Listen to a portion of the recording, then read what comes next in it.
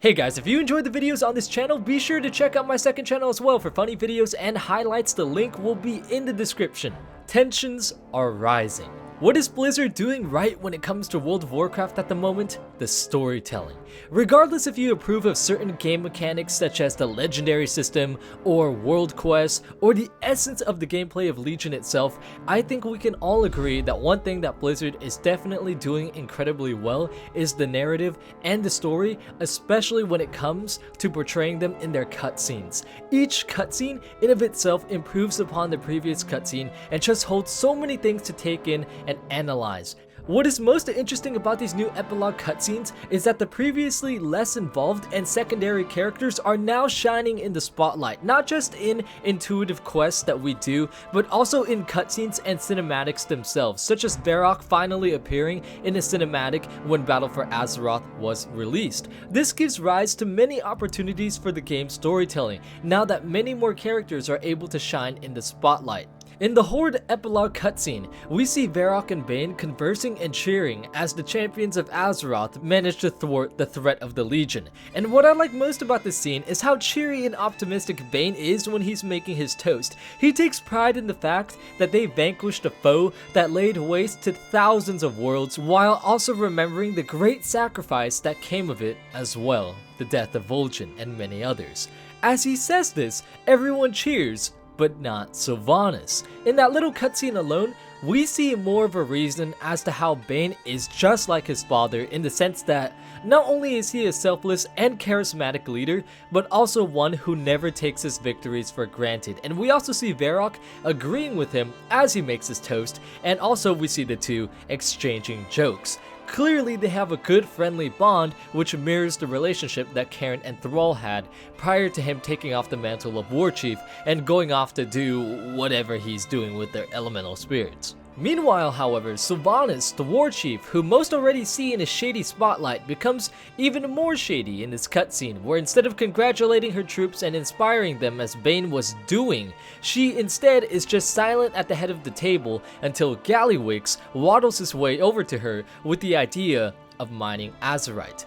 Now Sylvanas immediately jumps on this opportunity and is like, hell yeah, send our dudes there immediately. We need to get this material before the Alliance does, which is unfortunate for those who want peace, because as stated in the intro to Before the Storm, Sylvanas stated that she did not want to disassemble the Horde armadas despite the fact that the Legion is defeated. Instead, she wanted to keep the Horde mobilized for a possible attack on the Alliance, and more specifically on Stormwind. So this cutscene also showcases and reminds us of what kind of person Sylvanas is and how she is ruling as War Chief, kind of as her own agent who places her own interests before that of the Horde as an entirety.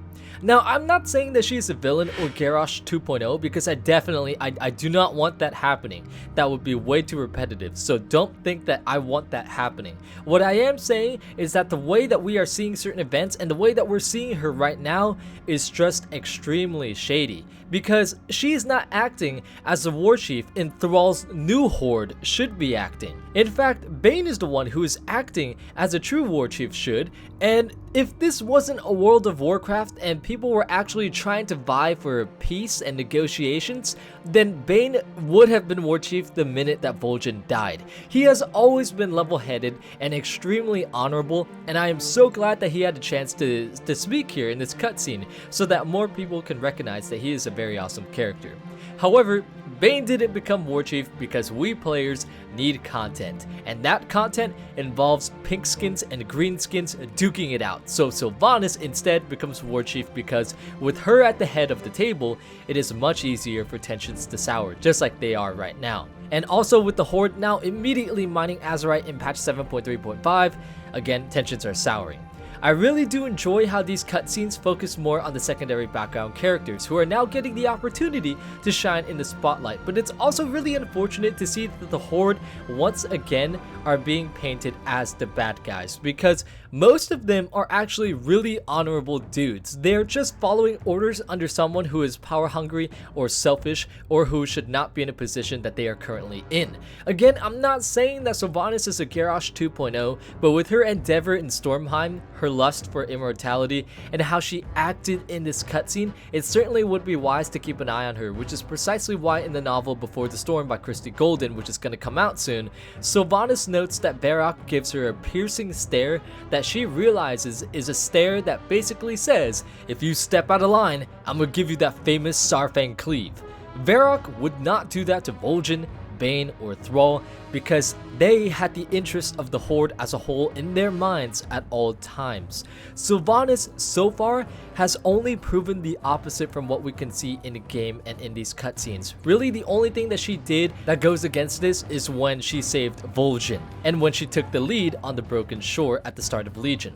I love that tensions once again are rising because stories always become more interesting when controversial things happen. Like when Garrosh was war chief, everyone was split on their stances. Half of players were like, he needs to be put down, he's a rabid dog, and he's a power hungry bastard. While the other half is like, Garrosh is the best war chief ever and he did nothing wrong. Blizzard, take my wallet so I can join the true Horde.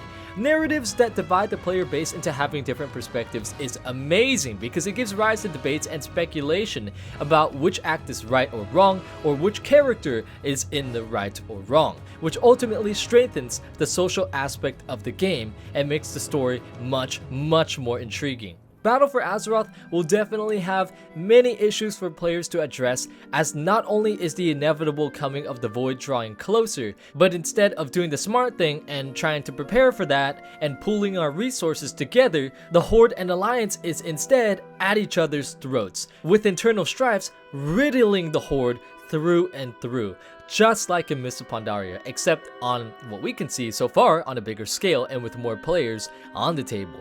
Let's also not forget the future burning of Teldrassil and the Desolate Council attempting to host a coup in the Undercity. There's a lot of things that still need to be explained, which is why I really want to emphasize that I don't think that Sylvanas is a Garrosh 2.0 just yet, but she is still shady, and you know, with her at the head of the table, things can go both ways. Tensions right now are rising higher than Wiz Khalifa, so I can't wait to see how the narrative plays out in the future. Thanks so much for watching this video, guys. Be sure to subscribe and hit the notification bell for more videos like this in the future, and until next time, I will see you all later.